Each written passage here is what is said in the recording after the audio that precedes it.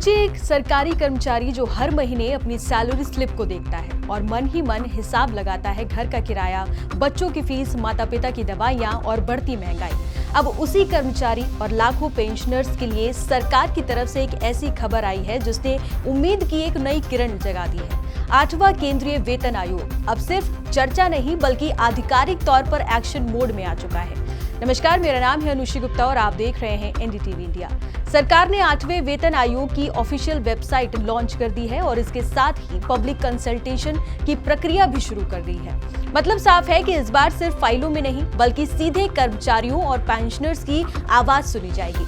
My government platform पर एक खास क्वेश्चनर्स रखी गई हैं जहां वेतन, पेंशन और भत्तों को लेकर आपकी राय मांगी जा रही है। खास बात यह है कि सरकार ने भरोसा दिलाया है कि सुझाव देने वालों की पहचान गोपनीय रहेगी। ना नाम सार्वजनिक होगा, ना व्यक्तिगत जानकारी। सिर्फ आंकड़ों और सामूहिक फीडबैक के आधार पर ही रिपोर्ट तैयार की जाएगी। इस प्रक्रिया में केंद्रीय कर्मचारी, पेंशन भोगी, यूनियन, राज्य सरकारें, न्यायिक अधिकारी और रिसर्चर्स सभी शामिल हो सकते हैं। अब सवाल ये उठता है कि सैलरी में कितना इजाफा हो सकता है। हालांकि अंतिम फैसला रिपोर्ट के बाद ही आएगा, लेकिन पिछले वेतन आयोगों और एक्सपर्ट्स के अनुमान काफी कुछ संकेत दे रहे हैं। आज जो न्यूनतम बेसिक सैलरी 18,000 रुपए है, वो बढ़कर 21,600 से 26,000 रुपए तक हो जाएगी।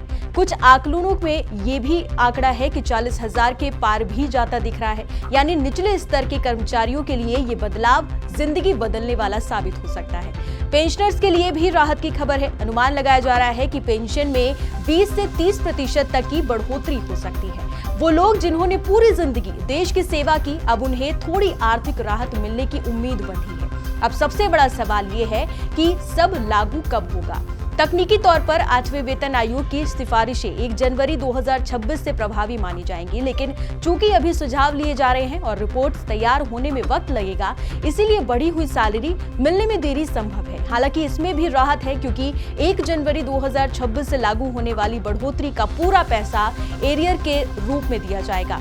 इसी बीच कर्मचारी संगठनों की मांगे भी सामने आ रही हैं। एफएनपीओ ने फिटमेंट फैक्टर को 3 से बढ़ाकर 3.25 करने की मांग रखी है। साथ ही सालाना वेतन वृद्धि को 3% से बढ़ाकर 5% करने का प्रस्ताव दिया गया है। अगर ऐसा होता है तो इसका सीधा असर बेसिक सैलरी पर पड़ेगा।